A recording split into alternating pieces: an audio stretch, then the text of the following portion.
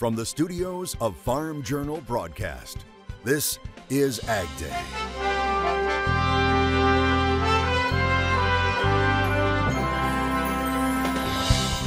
More than a cover crop. So this can actually be a source of added nitrogen into your system. How these crops are helping farmers save soil and conserve water.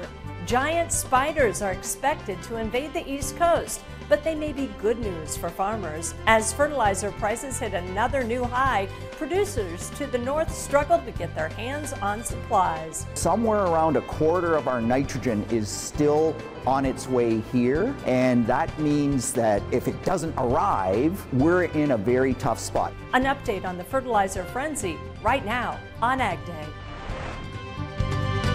Good morning, I'm Tricia Sloma. Clinton has the day off. Fertilizer exports from Russia have tumbled sharply, and now prices have skyrocketed around the world. Supply chain issues meant that fertilizer prices were already high before the Russian invasion of Ukraine, and now it's estimated to cost about 3 to 4 times more than in 2020. The Green Market's North America Fertilizer Price Index hitting another record on Friday, topping the previous week's record by $22. It now costs more than $1,270 a short ton. Right now, prices are estimated to be about 40% higher than just a month ago. The shortages caused by the invasion are forecasted to impact global ag markets, with farmers predicting reduced yields and smaller harvests, which will hit developing countries hard. With some fertilizer supplies apparently stuck in Russia, some farmers are contemplating switching to crops that require fewer nutrients. Farm Journal's Tyne Morgan talked with producers in Canada who are trying to get things locked in. Farmers in Ontario, Canada. I have everything I need locked in, yeah. So we're okay. Same with the fertilizer. We're all set that way. Are facing some of the same challenges as those in the U.S. are battling this spring, with big questions about fertilizer. It's going to be a concern, and it's going to be mainly about the price more than the supply, I think. But even supply isn't a guarantee unless you have it already on your farm. Particularly in eastern Canada, because 85 to 90% of our nitrogen is sourced out of Russia. Fertilizer is the biggest unknown for eastern Canada right now, as fall applied nitrogen isn't a common practice on these soils. Somewhere around a quarter of our nitrogen is still on its way here, and that means that if it doesn't arrive, we're in a very tough spot. Farmers like Brendan Burney have a first-hand look at the fertilizer frenzy. As a farmer and chair of Grain Farmers of Ontario, he's made it his mission to secure the necessary fertilizer for spring. We've been able to work with the provincial government to kind of escalate it a little bit, because we had some boats that were close to Canadian waters, but we weren't sure they were going to actually get their paperwork to get unloaded.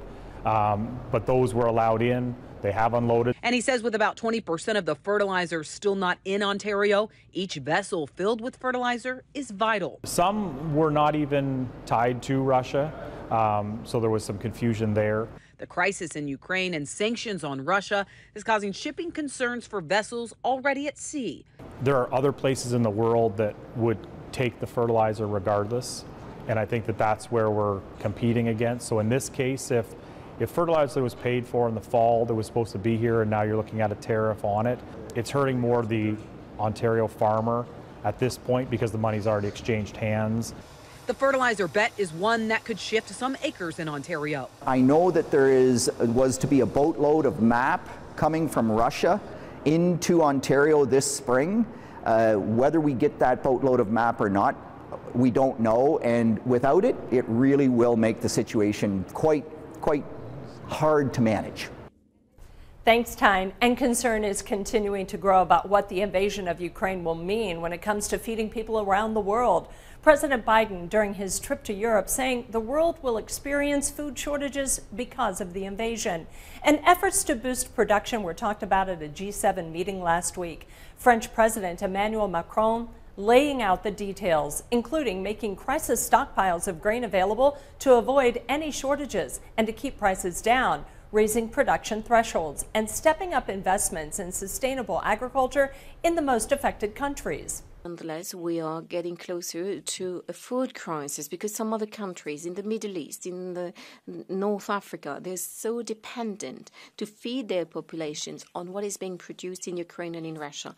As we've been reporting, Ukraine and Russia are both major producers of wheat. Ukraine's government has warned the country's planting and harvest have been severely disrupted by the war.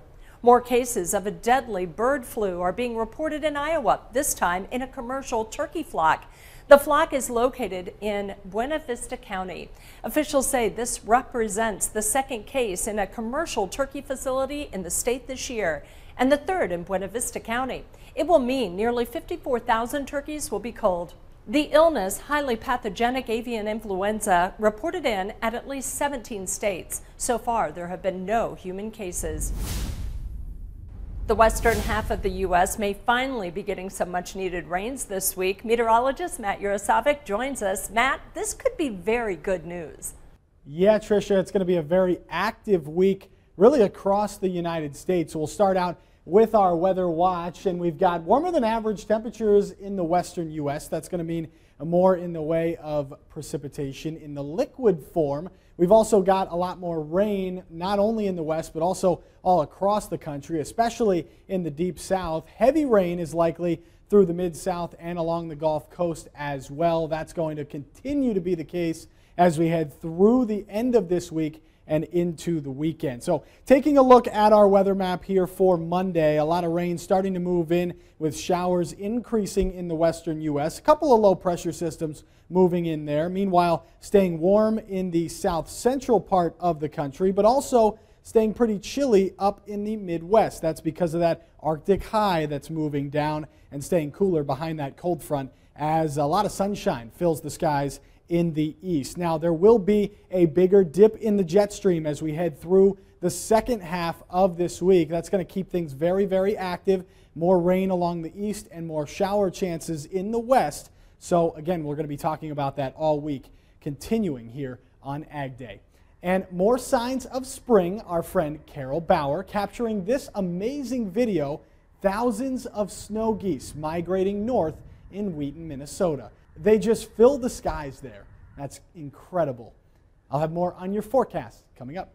We've been telling you about this, a big invasive spider invasion that's expected along the East Coast, but it comes with a bit of good news. Yes, they may look creepy, but experts say you don't need to worry about the Joro spider. A University of Georgia entomology professor says the brightly colored spider doesn't pose a threat to animals or people. Instead, the Joro is just one of a few creatures that prey on stink bugs, which are a significant problem for southern crops. It constructs a huge web, and this web incidentally collects just about anything that flies around it, which means they are no longer presenting a threat to our crops. Native to Asia, the species inexplicably showed up in the southeastern U.S. in roughly 2013 and has since thrived.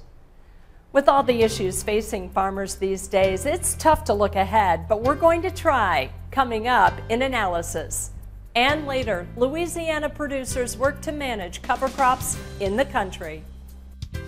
Ag Day is brought to you by Germinator Closing Wheels. Germinator, it's not just any closing wheel. Reach your yield potential. Pre-order by March 31st with coupon code AgDay for $2 shipping per wheel.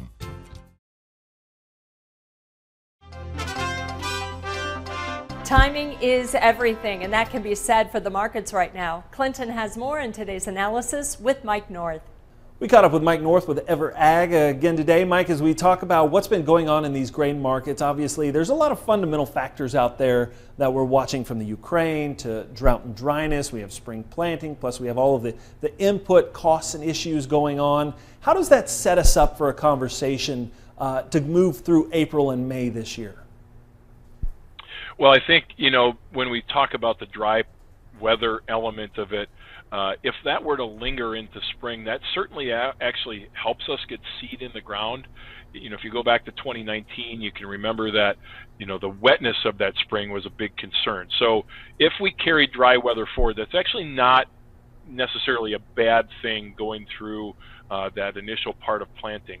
But it certainly lingers out there as a question of what does that mean to my final yield? And that will be held as we go forward. And I think as we get deeper into summer, that has its own impact on the market. But I think up front, the bigger questions right now are, what does the market do with this Ukrainian story? Is that going to linger, or is this going to be over soon? I think day by day we're growing more comfortable with the fact that this is going to be an ongoing issue for quite some time, and that's going to be relatively price supportive to the markets, especially when we talk wheat and corn. But bottom line is, as we look at the road ahead, I think the thing we have to come to terms with is that in every discussion, because everything you named is mostly supply oriented, there's a demand side to this balance sheet that also has to be weighed out. And when we talk about what's going on with the broader economies, just not here but around the world, there's some concerns going forward with regard to inflation and overall economic prosperity. What does that mean to the demand side of the balance sheet, and how does that temper these supply concerns? So, as we're talking with producers, we're trying to make sure that we're going after the risk that's involved whenever you get to these elevated of prices, and making sure that we've got some floors in place and ready to take on any opportunities that show up later. Yeah, I like your opportunities being the word there as we look forward to 2022. It sure is stacking up to be an interesting year. Sure appreciate it, Mike. Thank you so much for being here. We'll be back with more Ag Day coming up in just a minute. To contact Mike, visit www.ever.ag or give him a call at 608-518-3106. The 2022 Bracket Busters Challenge, presented by Case IH, is underway. Who's still in the game? To find out, head to AgWeb now through April 4th to check the leaderboard.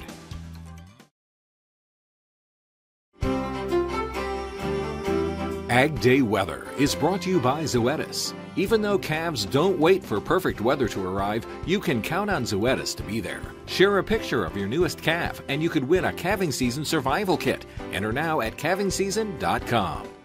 Well, we'll start you off by taking a look at our drought monitor. Again, this is from last Thursday, and it hasn't improved very much. We've seen some give and take along with this, but what we are still watching is a big area in the western United States under moderate to severe drought, and even some extreme and exceptional drought conditions there in parts of Oklahoma, down through central Texas, even into parts of the western Cascades as well, and in the San Joaquin Valley. So this extremely dry conditions starting to get some help though as we head through this week, and again we are going to see some scattered rain showers possible throughout the week in the west, and then more heavier rain especially along the Gulf Coast and up here into the Midwest as we head through the latter half of the week. So here's a look at the precipitation this week, again starting out to the west, and we've got a couple of storm systems. So the first one likely moving up through the Midwest and the Great Lakes, and then the second one kind of sideswiping us down along the Gulf Coast, bringing more rain. And you can see these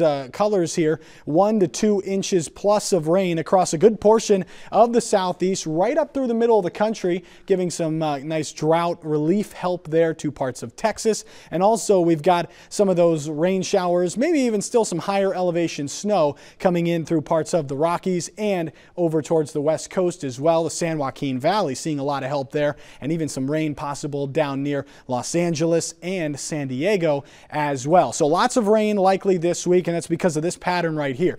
Very warm up through the middle of the country. It's still chilly in the east to start off the week, but we've got a dip in the jet stream back there to the west, and that's going to move across the country. That brings cooler temperatures in just a little bit, but also creates the chances for all of those rain showers, which that dips in. We've got cooler air on the backside and more rain coming up through the mid-Atlantic and into the northeast, and then we keep it pretty damp back there in the west with another little dip in the jet stream. This is a very active pattern setting up as we head through the end of the week. So temperatures this week above normal through parts of the west and below normal from the upper Midwest through the central plains and off towards the east coast, staying above normal as well down in the southern half of the country, but above normal for precipitation this week, and that means that we are going to see some much needed help in parts of the west. That's a look around the country. Now let's take a look at the weather where you live.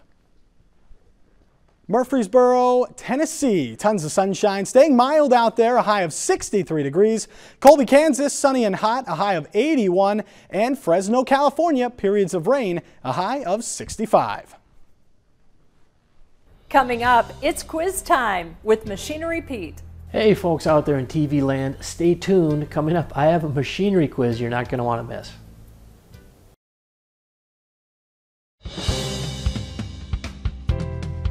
John Deere, it's expanding access to self-repair resources. It will make a customer service advisor available to people and independent repair shops to buy through the Deere online store in the U.S. The company also saying next year it will offer the ability for the remote download of software updates to embedded controllers. The issue of right to repair has gotten the attention of the Biden administration, and several states have introduced bills trying to ensure producers the right to fix their own equipment. There have also been lawsuits over it. In the past, Deere has said it supports a farmer's right to repair their own equipment. It's time to put on your thinking caps because Machinery Pete has a little quiz for you this morning. All right, folks out there in TV land, time for a machinery quiz. I want to walk you back with me to a sale a week ago Thursday in Windham, Minnesota by our great friends at Sullivan Auctioneers, the online farm retirement auction for Paul and Mark Langland Farms. And I tell you what, Paul and Mark had just beautiful line of equipment, but they had 4 particular items that sold on this sale. Just incredible, and I want you to vote on which one you think was the hottest. Now let's start with Paul and Mark's tractors. They had this 2008 John Deere 8430 IVT with 1,621 hours on it, sold for $220,000.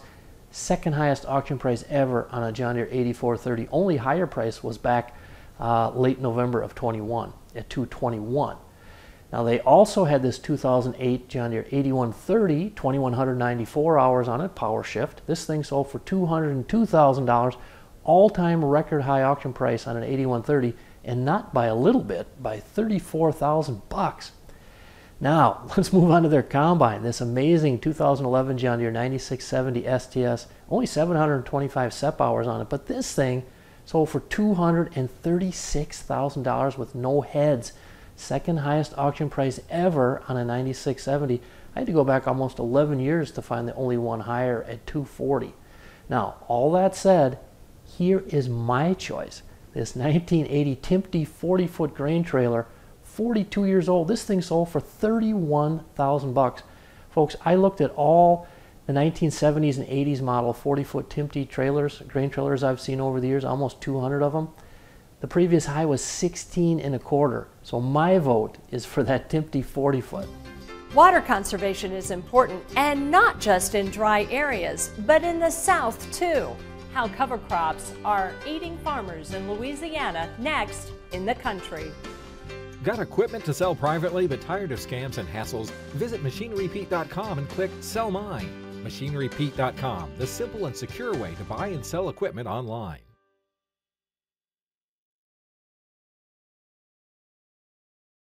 Closed captioning on AgDay is brought to you by BASF, helping you do the biggest job on Earth.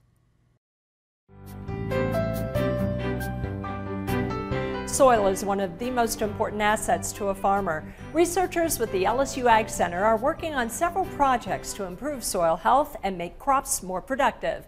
Craig Gautreaux has the story from Northeast Louisiana. Cover crops can provide many potential benefits to farmers, but using them correctly takes a concerted effort, both in the planting and planting stages. If you're going to plant these cover crops, you're going to have to manage them just like a cash crop, because management is going to be the actual driver of what results you're going to get from these cover crops. Through support from the Natural Resources Conservation Service and the Patrick F. Taylor Foundation, an extensive research effort is underway to reduce nutrient runoff and improve soil health. One way to improve soil health is to use legume cover crops. From a legume perspective, they have the potential to work with bacteria in the soil to fix nitrogen from the atmosphere. So this can actually be a source of added nitrogen into your system. LSU Ag Center researchers are looking at issues such as what type of cover crops to use and ways to terminate them. Another area of study is seeding rates. For the grasses in particular, it does seem that we can reduce some of those seeding rates, get the same or close to the same amount of biomass, nutrient take-up, or nutrient retrieval, and ground cover without having to plant as current rates recommend. Cover crops prevent erosion while they are alive, but even after they are terminated to make room for the cash crop, they still help with water conservation. Once we get ready to plant, once we terminate these, they actually work as a sponge. So they will actually harbor and be able to store more moisture for the crop as we grow in our cash crop. Because much of the data regarding cover crops were gathered in other areas of the country, the research findings will provide Louisiana farmers with information more applicable to their farms. With the LSU Ag Center, this is Craig Gautreaux reporting.